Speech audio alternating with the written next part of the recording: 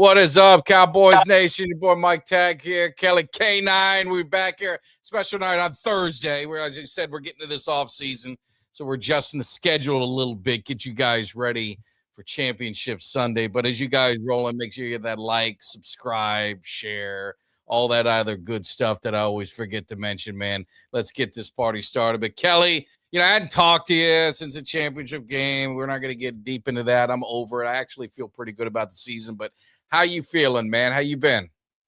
I'm doing good, man. I'm doing good. I felt bad for you guys for Miami. I mean, it was a great season, though. You can't hang your heads on it. It was just one of them things where, I talked to you last week when we talked about it. I told you, that I kind of experienced that, that almost feeling, with Tech getting there in the national championship 2019 and wasn't able to finish it off. And it's just kind of, and I'm sure you feel it too. It's like it's a great season, but it also kind of leaves you empty. It's a bittersweet, you know what I mean? It's like you made it, you got that close, because you think about how hard it is to win a championship and to get all the way there, and then not to be able to seal the deal. Nothing in life is guaranteed, so there's no guarantee that you guys will be back next year. There's no guarantee. I mean, it could be another 5-10 years. You don't know. That's the thing. Yeah. When Tech went to the national championship in 2019, I thought for sure we'd be back the following year. I said, you know what? It's a great team, great coach. We'll be back next year. We're gonna reload, come back. 2026 here now, and we still ain't been back to the national championship. So I mean, it's just one of those things where it's just a bittersweet feeling. And I thought that Miami, towards the end, when you guys had that and y'all held them to that field goal, and then it was just a 7-point game or a 6-point, I'm thinking all these guys need is to score a touchdown. And I'm thinking, all right, it's Carson Beck time, because he had some clutch moments in the postseason. And so I was thinking that that was going to be his moment. And it turned out to not be the case, and we know how it ended up, but I felt bad for you and Mikey. It was tough. I felt bad for Mikey more than me. I don't know. I just had this weird feeling when it ended. I wasn't as upset as I thought I was going to be. I was disappointed, but I'm old school, like college. So I'm thinking to myself, man, you beat Notre Dame, you beat Florida, you beat Florida State, you beat Ohio State in the same season. I'm loving that all day long. Four schools that you really don't like. So it was good, but we talked about it on the show. The problem, my biggest concern with the game was mental mistakes by Miami. Every drive they had, Miami had a penalty that extended the drive, and you just can't do that against that type of team. Now, we caused them some penalties. We beat the hell out of their quarterback. I know the coach was crying about some, being a little too rough, but it is what it is. But I tip my hat to Indiana. I mean, I had the show on Tuesday. It was a hell of a game. It sucks someone had to lose. That block punt, I cannot stand that when you go to the side, the punters that we've had that a few years, that Australian rugby style or whatever they call it. I mean, he went right into the block. So I mean, I don't know. It was shitty. But I moved on, and yes, we got a D. We're almost like Tech. I don't know if the pockets are as deep, but yeah, we got a tough kid out of Missouri in the transfer portal. Looks like we're gonna get Duke. We're gonna get their quarterback who had a really good year. It looks like another receiver. So we're reloading. I mean, and our Moton's coming back. Pringle went in the portal, then is like, you know what? I need to stay with the U. So he came back. So it's awesome. I'm excited. I think the energy with Miami is really high. And just like with Tech, I think we're going to be there for a while, man. I know you say you never know, but it is tough. But I think the way programs are setting up, I think the Cowboys cave might be turning into a little college cave at some point soon, because we're going to have a lot to talk about, I'm sure. Yeah. And, I think that you can be optimistic, definitely. I mean, you look at it and I think are they gonna expand next year again? I hope not. They talked about going to 16 teams. I think 12 teams is good. I think if you want to expand it a little bit, but the problem is you can't have these kids playing 16, 17 games. So I think you'd have to reduce the regular season, maybe, drop that down a little bit, but they're talking about going up to 24 teams. And I mean, that's just that'd be insane. That'd be insane to try and go on that kind of run. But and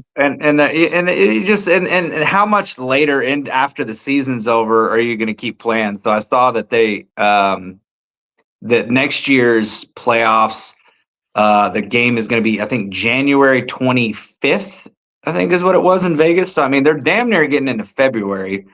So I mean, it's almost, running parallel with the NFL season almost now in terms of, you got the Super Bowl in February, and now you're going to have, the championship game is running on damn near into February. So I don't know how much more you can expand the college playoffs without just completely diluting it. In my Let opinion. me ask you this, and then we're going to jump to the big news of the Cowboys. But just on college football, my son made the comment. He goes, "Hey, Dad, not for nothing, but I'm like digging college a little bit more than the pros." And I'm just wondering how much of an impact the college could have. Because I'm just going to say this, and that maybe it's because Miami was in it, maybe not. I don't know. But the games just seem more intense.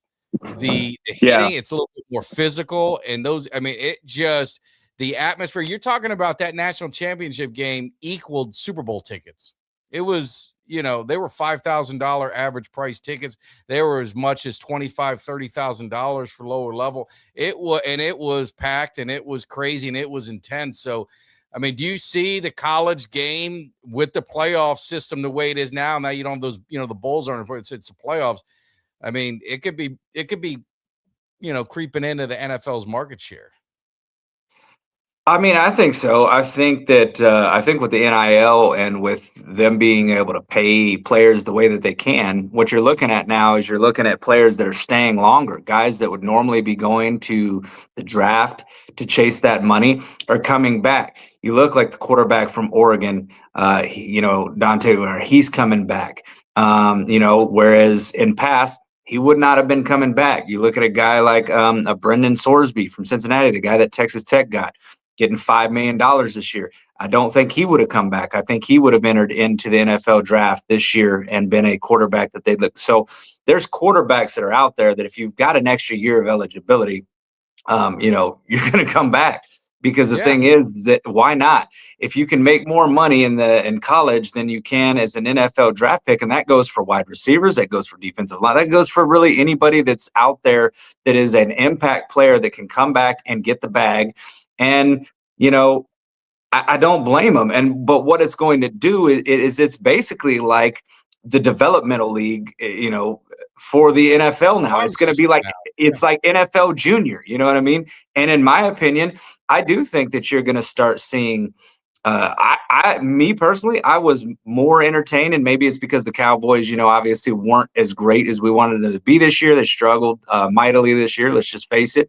But I enjoyed watching college football a hell of a lot more than I did. And it wasn't just Texas Tech. It was other college football games that I watched as well that I thought were very entertaining that I don't think necessarily would have been on that same level. And you said it, the other day when you were talking about the kind of hits that we saw, the kind of, it reminded me almost of kind of like some old school NFL a little bit, just because and I don't know if it's just because a lot more of these NFL caliber players are staying, or if it's just the physicality or what it is. But I loved what I saw from college football this year, and I think I'll always be obviously a Dallas Cowboys fan first and foremost. But I'll tell you what, this year with the Cowboys and Texas Tech, it was right there. And if anything, Texas Tech, I rode that high more because they just had a better season. But college football has definitely begun to change in terms of the entertainment value that we're seeing. I just think the games are a whole lot better. Yeah, and the finality of playoffs, I think, really made a big difference, because it used to be you had the bowl games and figure out who was going to be, the number one. But now you have this bracket style playoff game, so it's going to be really good at moving forward. I just hope they don't water it down too much, make it too difficult with all these teams. But it's going to be interesting. So let's get to the news of the day. And I talked to Kelly. And I kind of told him I've been busy. We all have day jobs. My day job, had a lot of stuff going on this week. So I have been kind of out of the loop on social media. Obviously, my son keeps me posted on anything that happens. He sends me the text. It looks like, the Cowboys zeroed in on their defensive coordinator, getting Christian Parker, who was the defensive passing, coordinator, and, whatever other title they want to throw on you. defensive backs coach, whatever it is, secondary coach with Philadelphia. So he was one of the guys on the list, and 34 years old, young, has been experienced with some good defensive coordinators, been part of some good defensive teams. How do you see it, Kelly? I mean, how do you guys feel in the chat? I mean, tell me what Twitter has been talking about. How does Cowboys Nation feel? Because usually Cowboys Nation is very negative on any hires that the Cowboys do. But I'll say this hire intrigues me because it's not that regular old hire that the Cowboys have had. They focused on, if you looked at the interviews, it's all basically guys that excel in secondary coaching. That's all been in the defensive backs, and that's our weakest part of our defense.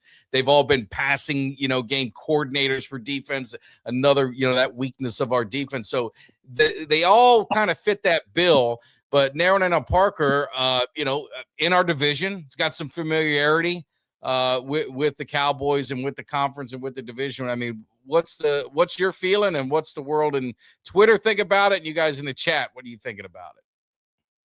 Well, I think that the majority of Cowboys Nation is actually loving the pick, or loving the sign. I think that Philadelphia is having a little bit of a meltdown. The one of the reasons that I liked, and we talked about it last week, and now all of a sudden you've got all the Philly fans saying, you guys didn't know who the hell he was, you didn't know who he was, this, that, and their other.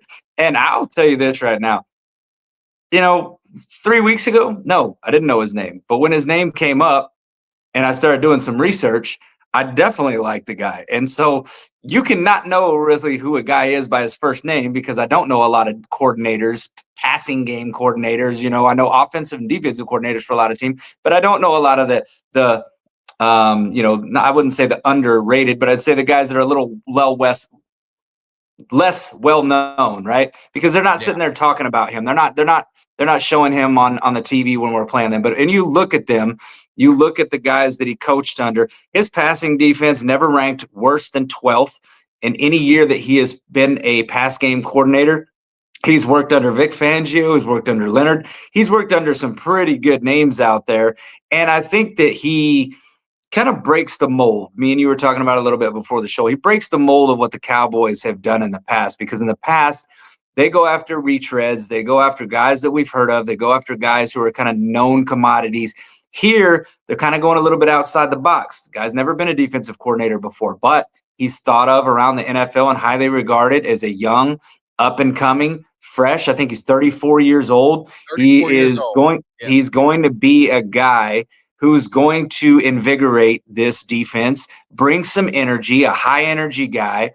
And he brings an expertise in an area that we mightily struggled at. We struggled with the pass defense this year. That was one of our Achilles heels.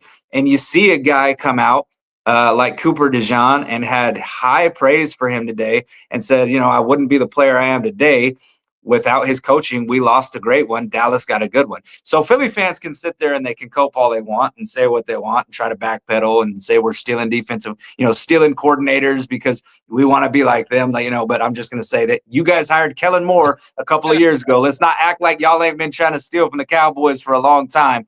But I think the majority of Cowboys Nation, everybody I saw, is praising this as a great hire by the Cowboys, organization. And the fact that they didn't sit around and wait for a guy like Leonard, who's still in the playoffs, when they knew that, Parker was a hot commodity and, there's no guarantee. Let's say you wait to talk to Leonard and then somebody says, you know what, to hell with it. We're going to offer Parker the job. He takes it. Now he's off the table. Leonard decides he doesn't want to be your defensive coordinator because there's going to be several teams vying for him, right? And then you're stuck. And then you're stuck doing what? The same old, kicking the tires on some retreads. So I like the way that the Cowboys moved with this hire, and I think it's going to be a great move for the Cowboys. Yeah, no, I couldn't agree more. I mean, let's get the profile down of who this man is. 34 years old, so he's young. I mean, he's a young coach. Started at Voss State, went to Norfolk. He's from Virginia, so you can see he kind of started in that Virginia area. Notre Dame, only thing I don't like. No, he was on the Notre Dame staff, Texas A&M. Then he went to the NFL, part of the Packers. part of the Broncos, part of the Yeah. Eagles. 3 pretty damn good defenses, in that time span of 19 to, 2019 to today under Vic Fangio. So he's learned under one of the best defensive coordinators in the NFL over recent time in this era. Vic Fangio is always a sought after defensive coordinator, great mind. So he has the, kind of the tutelage and being under some great ones. To think of Jair Alexander, all pro Bowler, Surtain, obviously was a top player. So, it goes without saying, but coached him up a little bit. Jaquan McMillan, and then you talk about the Eagles with Quinyon Mitchell, Cooper DeJean, both 2 cornerbacks making all pro in 1 year. That usually doesn't happen very often. And like you talked about, DeJean giving credit to Parker for his development and getting him where he needed to be. So I think it's a home run. The argument always is going to be, well, you've got an unknown. Is he going to be a great defensive coordinator? Is he going to be able to do it? I think obviously you get the staff around him, but he's been under great DCs. And like you said, he was very highly thought of throughout the NFL. Nothing but praise. I haven't heard a bad thing said about him. So I like it. It's got some fire, got some youth, fresh blood, fresh eyes. Yeah. It's not the Zimmers, no disrespect to my man Zimmer, but it's the old Cowboys coach coming back. It's Eberflus coming back. It's, hey, let's bring this guy back. It's thinking outside the box and bringing someone in for fresh eyes. And I think this was a shoddy hire. I think this was a shoddy hire, which really cements even more that things are getting done his way, sink or swim. It's going to be done his way. He's getting the staff that he wants. So I love it, man. I love it. And I'm excited to see what he's about. What the defense is going to be, looking at Vic Fangio and kind of the style that he does. It's not, not high complex, but they do a lot of disguises. That's a lot of movement. Guy, you don't know where the guys are coming from. So, they had a strong defensive tackle, right? Room in Philadelphia. That's what we have here. Let's get some ends, maybe get a guy from the U, a guy from A&M. You could double dip if Bailey were happen to be there, you get Mesidor. I think we got some bookends for life, but I'm only kidding. I don't think either one would be there, but it'll be interesting. So, well, I hate to stop you real quick, but you said A&M, so Texas Tech. I'm sorry. I got A&M on my Texas Tech. Don't lump us in with those guys down in College Station with the male cheerleaders, okay? Good Lord, that'd be like me referring to Miami as Florida or Florida State. Sorry. Come on now. It's been a long day. I apologize. You know what I No, I know. Yeah, and I would love to. If you could give me, a defensive end, Bain or Bailey, I would love those dudes. They both were tremendous all year long. Obviously Bailey only got to showcase his talent one game in that Oregon game, but 12 tackles, I think 4 for loss and a sack. Bain was just unblockable. Mesidor is a guy that is interesting because I'm wondering where they have him kind of pegged in the draft, because I feel like he's also kind of along the same ilk as like Romello Height, because you guys had the 2 great pass routes. We did too. You had Bailey off one side, Romello Height off the other, and they so I'm wondering where he will get drafted. If he'll get drafted to the bottom end of the first round. Did you see Mel Kiper's? Did you see Mel Kiper's mock draft? I have not seen Mel Kiper's mock draft. All right, 12th pick. Get Sonny Styles from Ohio State. That's who Bailey's gone. Bailey's already gone. And what pained me mostly is he had Bain going to Washington, which I really wouldn't want to see. But he had Bailey, I think, the 3rd or 5th pick. I saw Bailey projected to the Titans at number 4. 4 or 5, yeah. But number 4. Though, 20, Mesidor, University of Miami, he had going to Dallas at 20. Well, there you go. And I would not mind that at all. I actually did my first mock draft today, and I actually had Sonny Styles at number 12 as well. Now I instantly had some people, nobody's ever going to be happy with the mock draft, but I had a lot of people telling me, we know when they played Miami, he got trucked, and and I saw that, but here's the thing: I'm not going to judge a guy by based off one game. And Miami played very physical. A guy getting trucked or having a game where he's, not at his absolute best. I'm not going to sit there. I still think he's going to be a good linebacker. I don't think he would be a bad pick for the Cowboys. But now with a DC and a guy who specializes in the back end of the defense, you kind of got to wonder, is he going to push for a DB?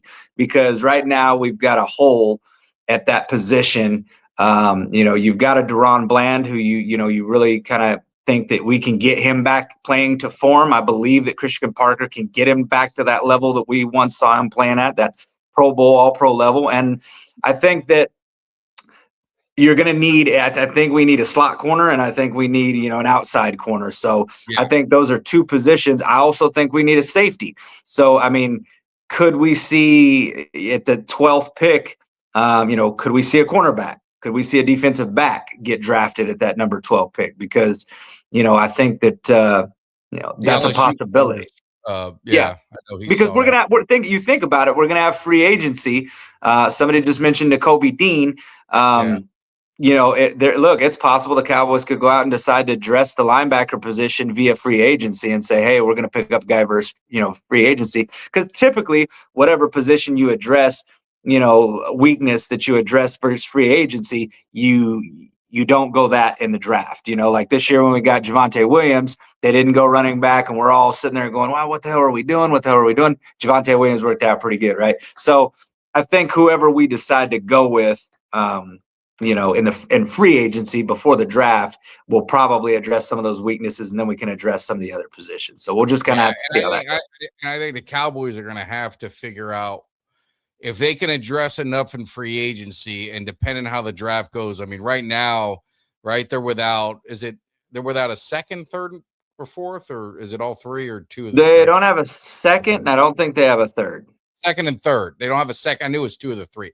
So, I mean, you drop down a little bit to try and get a second. You drop down to try and get a third, a few spots. If you've got some guys that fall your way, and I'm thinking more 20, not 12. I'm thinking more in the 20 spot if you can drop a little bit. Unless to 12, you see a run on something that you don't need, and you see a group of guys that fall. But I think to your point, Kelly, they have got to address things in free agency. And my thing is, I'm good with the offense. I don't really think, I don't think get Pickens taken care of. I don't think there's anything they got to do with the offense besides depth, but the defense, you're bringing this guy in, you're bringing in Parker. You have got to give him some tools, because the tools that we have ain't going to cut it. Right. I mean, you can't, if they come in here and they don't do anything. I don't hear Cowboys Nation ripping this guy apart if the defense sucks again. You have got to give him some of his guys. And I'm not saying his guy, but people that he feels are going to run his scheme well. So that's what I want to see in free agency. That way the draft, we're not panicking and it's got to be home run after home run, instant starters all over the place because we didn't do shit in free agency. That's been our story the last few years. They have got to learn, and they got to be surgical and precise and get key guys that help this defense, because that's where the problem is. I mean, I agree with you 1,000%. You can't tell this guy that you want him to build a house, and you hand him a toolbox. He opens it up. He's got a flathead screwdriver and a tampon. You know what I'm saying? Yeah. He ain't gonna be able to do much with that, because that's about what we got right now. I think I think we've got to. I mean, outside of our comp picks for Tank and J. Lou, we should get comp picks. That being said, go ahead. Yeah, the comp picks. We should get something for those two. We should. I think what does that max out at though? Does that give us a third? It could depend, but I mean, I don't know. I don't know how they grade it. How do they grade that? I'm not 100% sure on that either, to be honest with you. I'm not sure how the comp picks work. I know that it has. I want to say that it has something to do with like playing time, or I hope it has to do with how well they did, because how well they do, because if they get to the Super Bowl, we'll see. But no, I mean, ultimately, like you said, they do. They got to let Christian Parker be involved. They have to let him be involved in getting his kind of guys that he wants, that'll fit his defensive scheme and what he wants to run, and let him be heavily involved in the draft process. I think they've done that in years past, though. I feel like that while we all criticize Jerry Jones, I think Will McClay has been the guy that is kind of behind the scenes that's in there doing some of these things. And I think he does heavily involve the coordinators to say, because I remember when we drafted Mozzie, that was a huge, that was a DQ, loved him, right? He was pounding the table for him, whatever. So anyway, I will say that the one thing too that I think can't be understated is that, we've mentioned it and I've talked about it and we've, said, hey, is this really happening? I am starting to see more and more this Cowboys front office move in a different way than they have in the past. And I think that should be encouraging to a lot of Cowboys Nation, because the fact it all started last offseason, and I know, last season did not end the way that any of us wanted it to, including Jerry Jones. But moving on from Parsons, that was just not a move that we have seen the Cowboys do in the past. They get into these heated exchanges with their free agents and stuff, and it's always that back and forth, a little bit of slander, blah, blah, blah. And ultimately the Cowboys cave and they sign them to whatever they want.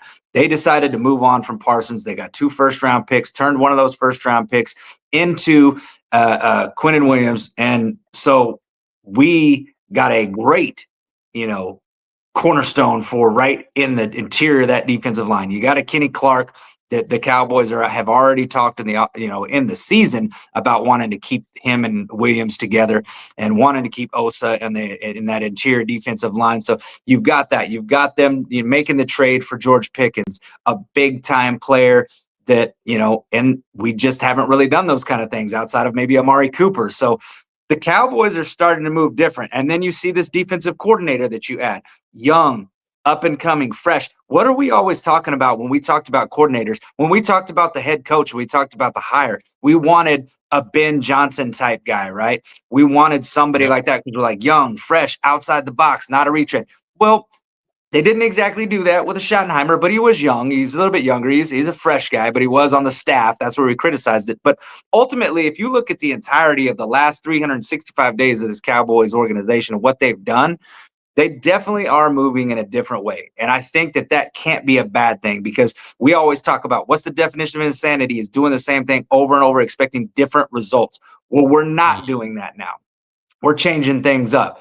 And I think that I think that this is the start of some of the dominoes starting to fall the Cowboys' way. I really do. And I know a lot of people outside of the Cowboys are going to say what they're going to say, you guys say this every year, but I truly feel that this is the start of something different, and we'll see where it takes us. Time will tell. Well, let me ask you real quick. I want to answer a question real fast, and it looks like we got a super chat, so we always want to jump to that. But this looks like a new person into the cave. Pig 76. Would you do a first and a second for Max Crosby? Me personally, no. I think, and the reason, I'm not saying he's not good. I just think you're going to have to pay him really high money, and if you're going to pay Pickens, you can't pay everyone. So I'd much rather draft, and I think they've got a couple young guys on the DN, and if they draft another one, I would probably roll with that rather than paying a high price. But that's just my own opinion. What do you think, Kelly? Yeah, I mean, I know Max Crosby would immediately solve the pass rush issue. Issue. I just, he's another high-priced guy, man. You're gonna have to pay him. It's gonna be a lot of money on the books. And me personally, I'd rather keep George Pickens.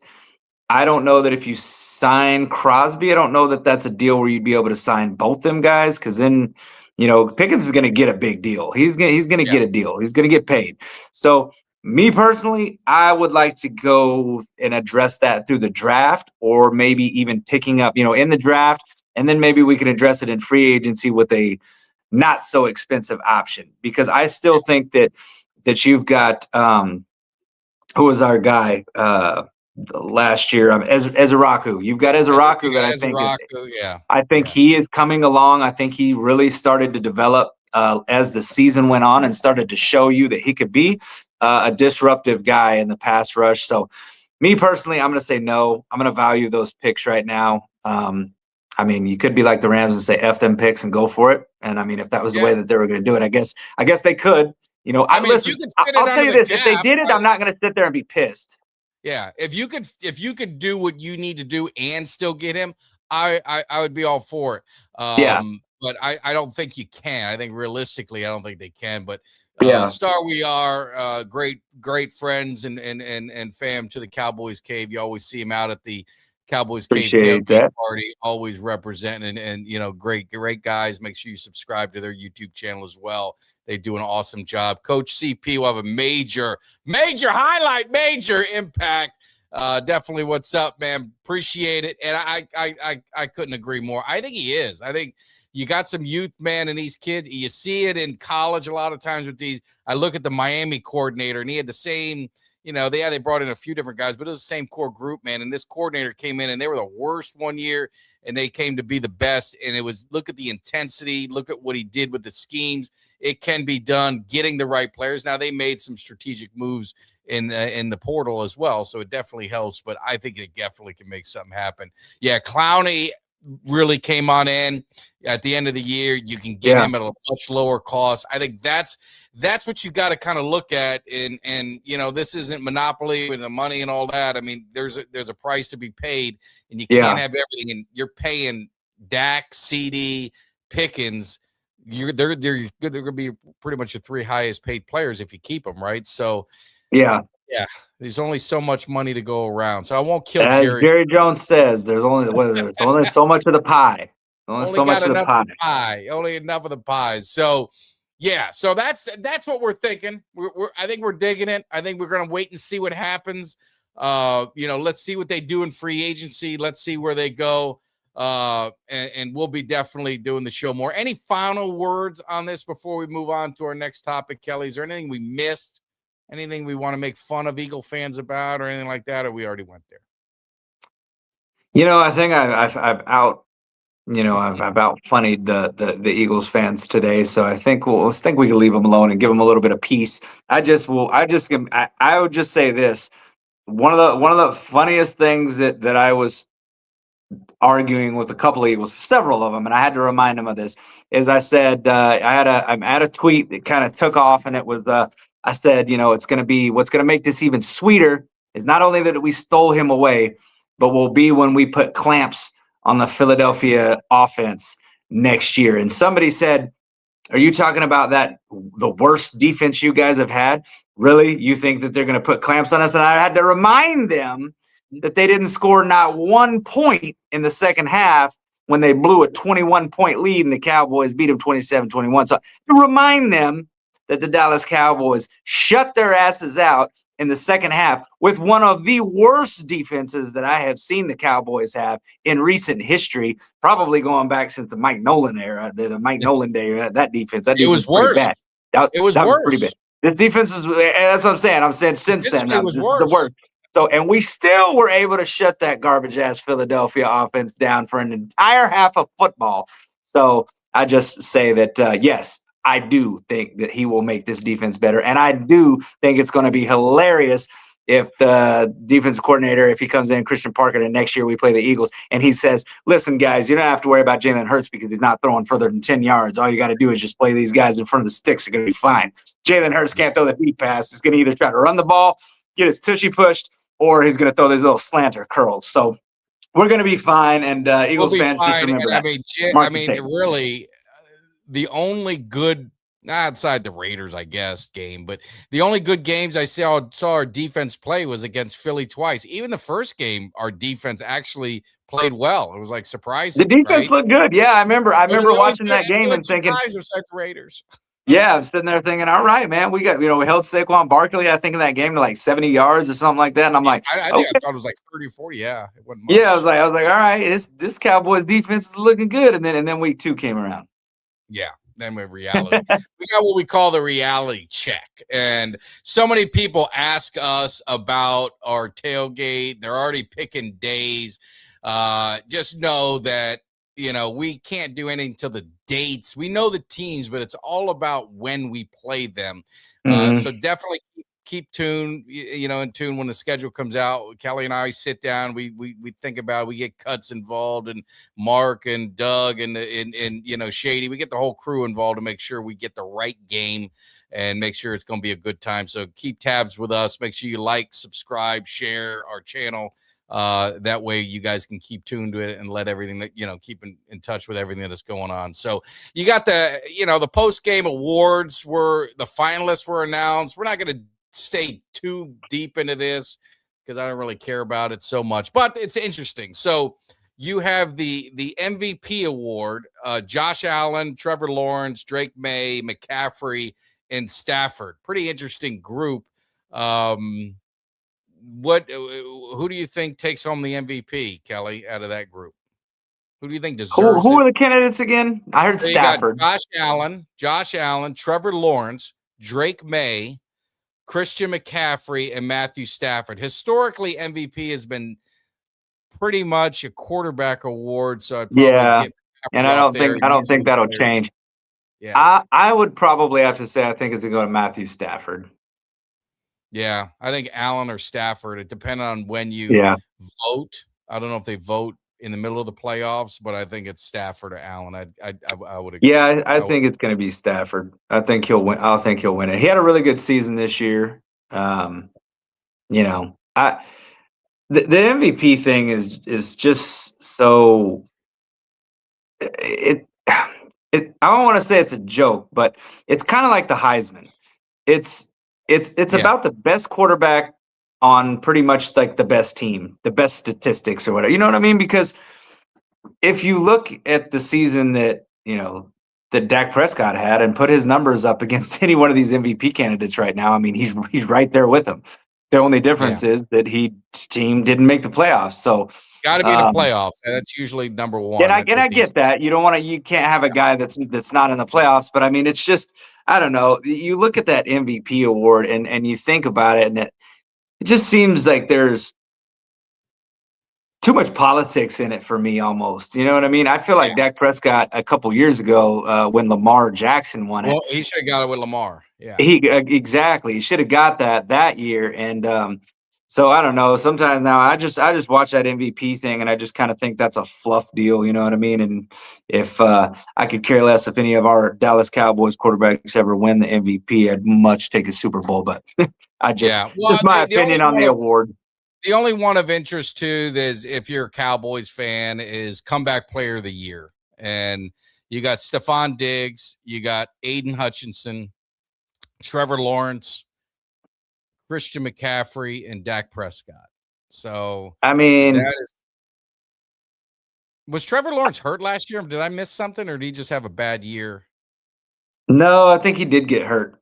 Did he get hurt? Okay, I think he got hurt. Guys who get hurt. So I know McCaffrey's always hurt. Aiden Hutchinson had that bad injury. Stephon Diggs, I don't know if he got hurt or if he was a knucklehead. I don't know, but I think he had a torn ACL last year. Did he? I think he tore his ACL and he was out for. I think he had it hurt week 6 or 7, like almost midway of the season. I would have to say comeback player of the year, I think, would come down to either Dak Prescott or Trevor Lawrence. Trevor Lawrence had a really good season. The fact that he's an MVP candidate. If I had to bet, I would say it's going to Trevor Lawrence for comeback player of the year. But I would definitely, I'm the biased in me would say put Dak Prescott in there because he came back and had one of his best seasons, one of the best seasons of his career. So, I mean, how could you, a guy comes back having an injury and has a career best, how could you not give it to him? But Trevor Lawrence also had a really great season as well, led Jacksonville to a playoff appearance. So both would be deserving of that award, I would think. Yeah, no, I agree. I think it's good. It's going to be Aiden Hutchinson. You could probably make an argument. That was a nasty injury to his leg. Yeah, him as well. And the only reason I would keep Christian McCaffrey out of that thing is because, I mean, it seems like that dude's always hurt. So, I mean, I think he won comeback player of the year already once. You can't do it just because you keep getting hurt. Like, you know what I mean? Like, we can't, shouldn't award you for getting hurt multiple times. I mean, yeah, you come back. You always come back. You're hurt like every other year. So, give me a break. Yeah, we got some love from Garland with a super chat, man. We appreciate it. You didn't say anything. So you got to ask something, my man. We love you. Garland is a great guy. Always a big, heavy supporter of the Cowboys Cave. Also, the tailgate party. We got the. I was going to say, I think Garland's just throwing the money into the tailgate for next year already. Appreciate that. He's helping out Yeah. already. So, and yeah, we couldn't do it without people like Garland and the rest of you guys that help support it, man. It's oh, that's for blocking the Philly fan. I did. And Kelly, I don't know if you were on. I know I texted you, but if someone calls you, somehow, I don't know how Instagram does that, but I look on my phone when I get up in the morning after the championship game, and I get a message that says karma, and then a missed call, and then some other bullshit. So at some point, it gets beyond like good ribbing, and it gets like creepy behavior. So Yeah. you're just as much on the cave as me, and just as part of it as I am. Was I out of line? I mean, should I have not done that? Listen, I was the original one that originally blocked him, and you made the decision to unblock him. So I was That's why I want to perfectly give fine. you the opportunity. I want to give you the No, opportunity. I was perfect. I was perfectly fine keeping him blocked the first time, and that's my thing is that, I don't mind. I don't want to be one of them people that, and that's why on Twitter I got tons of Philadelphia trolls. I don't want to be one of the people who just blocks everybody, and I'm like overly sensitive and stuff. But like when you're hosting a show and you have a chat and you've got, it's overwhelmingly it's Cowboys fans that are in here that are coming to watch us. And if they're not Cowboys fans, every fan is welcome, right? And you can come in here and you can give us some good-natured ribbing, and you can kind of, do what you want to do and roast. But when that's all you do, and that's the only thing that you contribute, and everything is negative, and it's not just negative on the Cowboys, it's negative about, it's negative about Miami. He talking anything trash I about like, anything you like. Yeah, it's like anything that any one of us like. When it's just that, it's all it is negativity.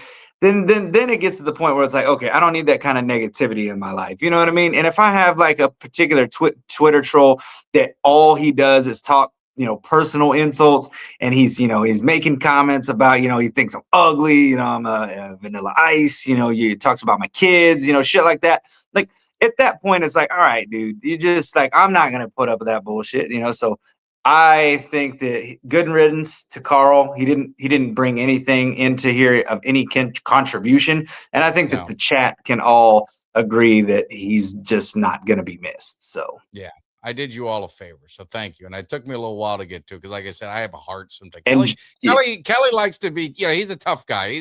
He's going to give tough love, and I'm usually I feel bad, and I've tried, but I got to get a little bit more like Kelly sometimes. Get rid of it, just throw out the trash early, and not even worry. Yeah. Take it and trash it. Trash. I mean, I'll give him a good smack talking, before I do that. But then, but then I got to get rid of him. But James asked what week are we tailgating? James, we do not know that yet until the schedule's released. Yeah, when the schedule comes out. Like I said, Kelly and I, we try and figure out what is the best game. And you guys, it doesn't announce it here. It doesn't take an expert to figure it out. I'll be honest with you. Just look at early in the season, because like Kelly and I always say, is you can't have it late in the season, because we want to make sure you guys are hyped and excited. If we would have had it late this season, I don't know if anyone would have been there. So it's usually exactly. It ain't going to be a 12 o'clock game. Promise you that. We're not doing 12 o'clock. So we did the night game, and I don't know how you felt about it, Kelly, but I thought you could. I mean, that was probably for us logistically, for us staying out all night, for us, that part of it, nothing better. We all got good night's sleep. I loved it. But I think for the moment and for the amount of time we were able to really hang out there, I'm praying for a night game. Another night game. Me too. First of all, I think that was probably my of the 3 times that we've done it. This last year was my favorite tailgate. Adding shout out to the mayor. Adding him as a DJ and getting him to DJ and having music was amazing. Bringing the mic. I mean, that's got to count for something. I mean, having the mic, having Eugene Lockhart there with the Super Bowl trophy. I mean, all that was just, you combine all that, and it was super cool. Having contests and giveaways and be able to get on the microphone and thank people for coming and getting everybody hype and having the hype video with everybody behind us. The hype video ended up on NBC pregame, on the pregame with the Dallas Cowboys pregame. Yeah, so exactly. It's early on in the season and everybody's still hype, and so that's why we always do it early in the season, because the hype is there and it's big and it's huge. And if we ever have one of them seasons where we where it's a 12-win season or, something like that, then maybe we'll bust out and maybe have a second tailgate where we, tailgate, maybe we get two. But I mean, like you said, we would have thrown a tailgate week 14, week 10 of this last year. I mean, who's showing up? You know what I mean? It's people just kind of stop going to these games. They're like, you know what? I'm not going to spend the money. I know for one, I was like, I'm not investing any more money in this team this year. I'm going to sit back and watch it. I already know what we are. It's going to be kind of a disaster, and that's just kind of the way that it is. But we will definitely look forward to next year's tailgate, because every single year it gets bigger. Every single year it gets better. Every single year the legend and the myth of the Cowboys tailgate just continues to grow. And I can't wait to make that happen again and make it even bigger this year. So, oh,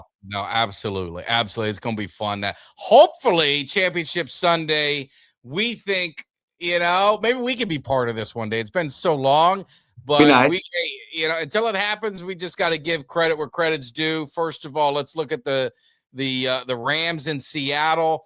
Are you going to be this? Are you watching this game and say, hell with Tank Lawrence? I do not want him going to the Super Bowl. I'm on record. I have no problem with Tank. I didn't have no problem with him going to Seattle. I thought the whole Parsons, sideline spat, Parsons and him going at it. Maybe Tank gets the last laugh because maybe he was more of a problem in the locker room than some of us wanted to think. And I'm talking about Parsons.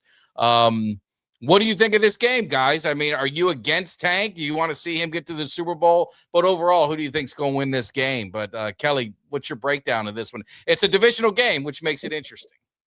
Yeah. So here's the thing: is that I think that Seattle has been pretty much one of the best teams, if not the best team. I'd say probably one of the best team in the NFC this year.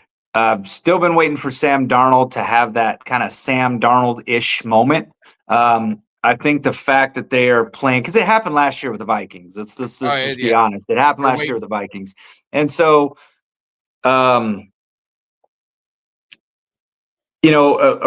when everything kind of started, the playoffs started, and I looked at it, I said that I thought that the Seattle was my favorite, but the Rams were my dark horse, and they're playing against each other now, right? Me personally, I'm going to take the Rams in this game, not because of Tank Lawrence, has nothing to do with Tank Lawrence. I just am going to take the experience of Matthew Stafford. I'm going to take the experience of Sean McVay. I'm going to take the experience of a lot of the guys on that Rams roster that have just kind of been there in that moment. And I just think that they're going to find a way to get it done. Seattle's a very hard place to win. That place is going to be rocking, probably going to be one of the loudest atmospheres of any stadium at any time, at any game this year. But I was thinking about it, and I kept thinking, I was like, you know what, this is just too easy. It's too easy, right? Because I kept thinking to myself, all right, Patriots and Seattle, just too easy, right? You got the Bo Nix thing over here, you got this, but this is just something in my brain that says, you know what, don't count the Rams out. And I can't do it because, I saw, that was a big game that the Rams had last week, big response. They could have lost that game. They really could have. They could have folded that game, pissed it down their legs when Chicago tied it up with that crazy. Listen, one of the craziest plays that I've seen in the playoff by a quarterback, but I'm also going to say there was a bit of luck in that. There's a bit of luck in that. I mean, because he just threw it. He just kind of threw that up. He just threw that up. And I mean, granted, he knew where his guy was at. You got to have some, but I mean, 9 times out of 10, that ends up in an interception. Great play by Caleb Williams. But listen, the Rams, end up winning that game, get a stop defensively, win the game. And again, I feel like they're just kind of built for the moment. And I'm still waiting for that Sam Darnold moment to happen. And I think that we might see that this weekend. So I'm going to pick the Rams in that game. And just to touch on, I mean, I think Seattle's going to win because of the defense and they're at home, but Rams were my pick, for most of the season. They're just a Jekyll and Hyde team. You don't know what you're going to get. But to your point, and Uncle Cheech, our Vegas Insider on the show, he said, I'm going with the Rams. He thinks the Rams are going to win outright. Even they're getting some points, but they're going to win outright because of 2 reasons. You're talking about the quarterback in Stafford, and then you're talking about the coach. I mean, that's 2 big advantages. Yeah. And the disadvantage he talks about is exactly what you said. Sam Darnold, do you believe him? Do you believe in him when it comes time? That drive, do you believe in him to get it done? Yeah. And so it's going to be a good game. It's going to be interesting. So we'll see what happens. But the other game, a couple fun facts. My brother's a Broncos fan, so I am definitely rooting for the Broncos. Oh, God. And I Terrible don't know break. why. I don't know why Sean Payton called that play, or if Bo Nix ran that. It made no sense because where they were going to be, and they had the game pretty much where they needed it in overtime, to win it. And I don't know what he was thinking. But the interesting thing with Denver is none of their Super Bowl appearances have been played by a quarterback they drafted. And Bo Nix could have been the first. Then he gets hurt. So now you got Stidham, and if they win, again, you're gonna have a quarterback in the Super Bowl that has not been drafted by the Broncos. So that's an interesting little nugget. But I think the Broncos win. And the reason is I don't believe in the Patriots. I haven't all year. Look at the play. They've turned the ball over a lot. Denver doesn't really rely on their quarterback, and it's not a knock on Knicks, but it's almost like a Jalen Hurts situation where their defense is really what gets them there. Don't turn the ball over. Trust your defense. Run the football. Hit short, quick, easy, high percentage kind of plays. So, I mean, I just think that they could survive this week. Now, I think they get throttled in the Super Bowl, but I think they could survive this week. And I got the Broncos winning outright. No points, no nothing. I think the Broncos are going to win, but you got a different opinion? We're going to disagree on this one as well. I thought to start the playoffs, I had picked the Broncos to be in the Super Bowl.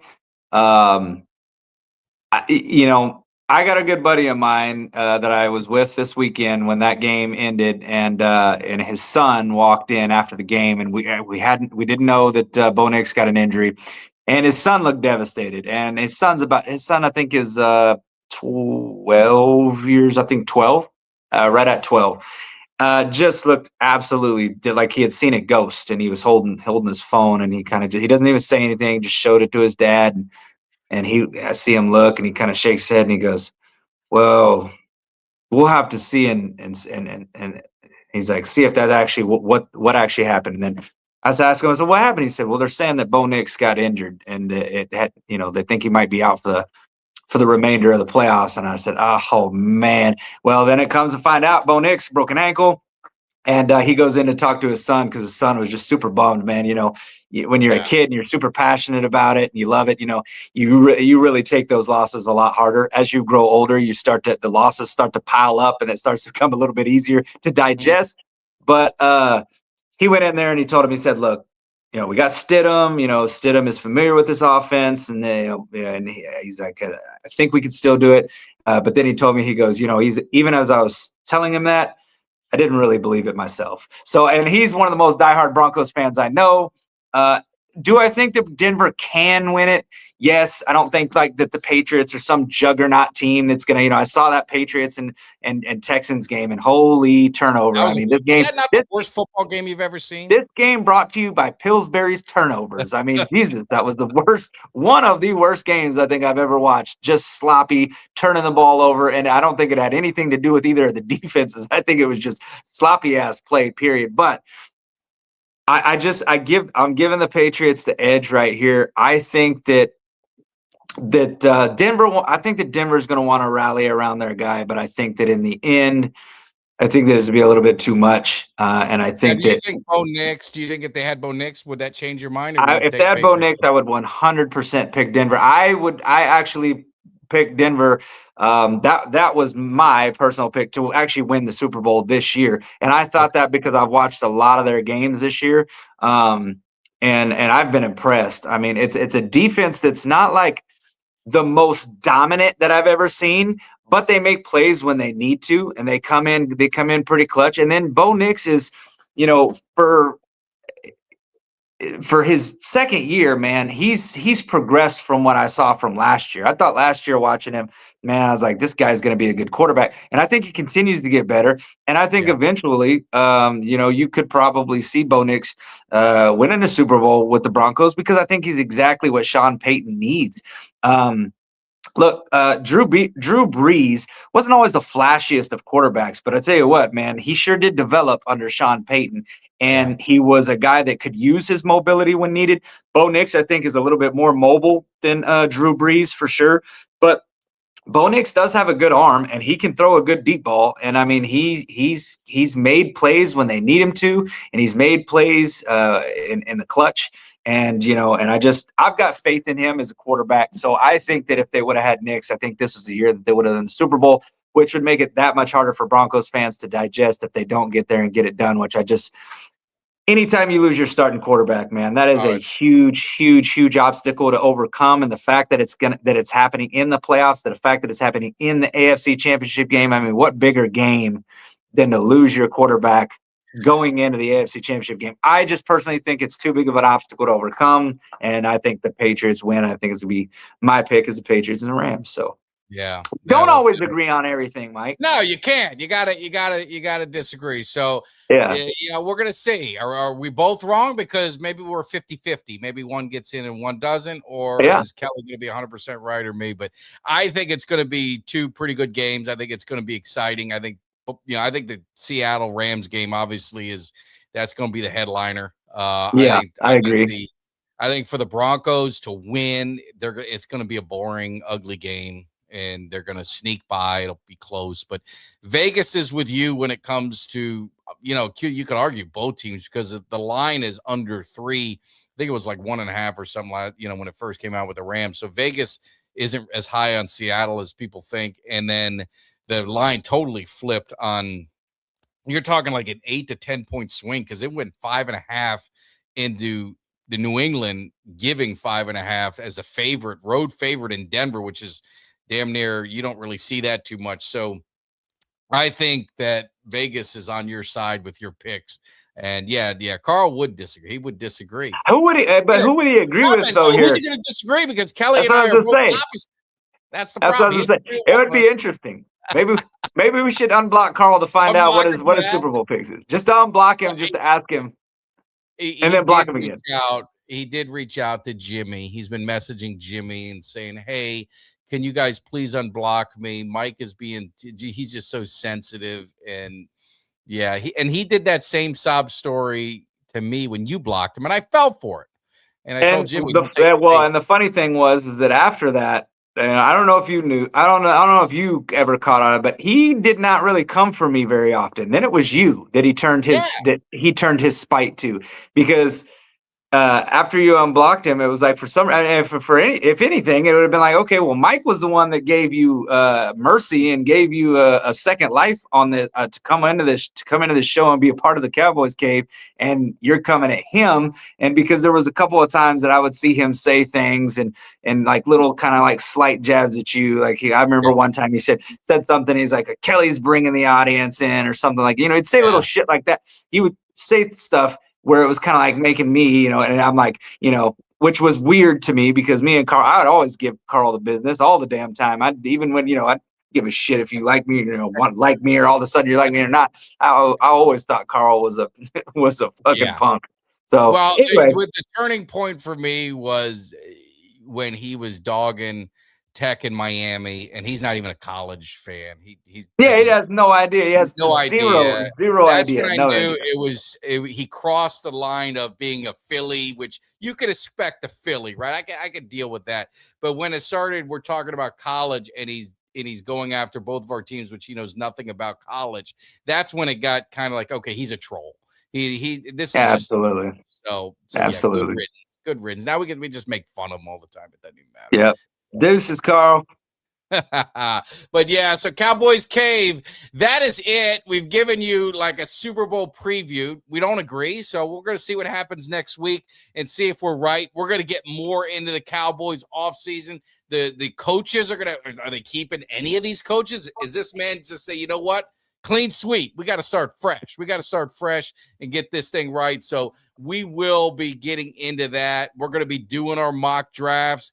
So we've got a whole off season planned. I've got a couple what I call hopeful interviews that I am working on, and there's some old Cowboys, but they've never been on our show, not huge names, but interesting guys with interesting stories. So I don't want to spill the beans, but I'm going to work on that and see what happens. What I would say to that is that if you are a Cowboys fan or a football fan, just in general, sometimes some of the less known names in the Cowboys organization have some of the most amazing stories. Still to this day, one of the most amazing interviews, and it's still out there. You could find it. It's on the channel if you haven't watched it. Jesse Holley, just an absolutely amazing story.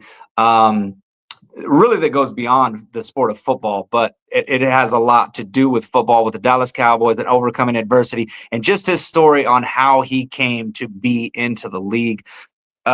Just a great story to listen to. Great interview, one of my favorites. And again, I mean, he's a guy that if you ask a casual Dallas Cowboys fan, who Jesse Holley is, a lot of them don't even know. Casual fans just period around the NFL probably don't know who Jesse Holley is. Amazing story. So we've had a lot of kind of that stuff, though. Then we've also had the Moose Johnstons and the Dave Campos. And like we got some great interviews that are out there. So if you're looking for some time to kill, new to the channel, popping in here, wanting to see interview and see me and Mike and some of these interviews, you can go back and you can watch some of these archive shows because there has been some really great guests onto the show, and yeah, we'll continue to look forward to having more. Yeah, we're definitely going to do it. We may do like a revisit, and cut some clips of some of them just to make them easier for you. But I always tell them we're up near 5,200 subscribers. So, I mean, we've been gaining a bunch and definitely appreciate it. I always tell you new guys, if you're new to the channel and you're listening to us, there's 3 interviews you want to just, if you want to get a taste of it, Eugene Lockhart's first interview, you got to look for the first one. That's the most important one. Look for the first one. Kevin Gogan, you're good either way, but Kevin Gogan's first one. And then we had a lineman who was Kevin Gogan's teammate, Crawford Kerr. Go listen to the story about their drug test story, how they decided they're going to work together to pass the drug test. You listen to those 3 and you're going to get a taste. And there's a ton more like it, but those are 3 of the favorites that live in infamy and of just unbelievable stories. I still don't know what the hell. I don't know if that shower story with Eugene and Randy White and Ed Tutall, and we've had Randy White and we had Ed Tutall. We could have squashed it, but I was afraid to even bring that up. I don't even know where that would have went. Yeah.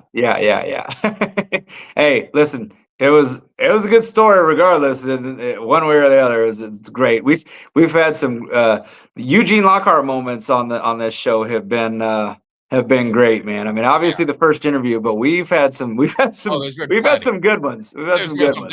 Anything with Eugene Lockhart's great. We're gonna get him back going. But when he did the rubbers, and he used the hands and rubbers, not that's old school.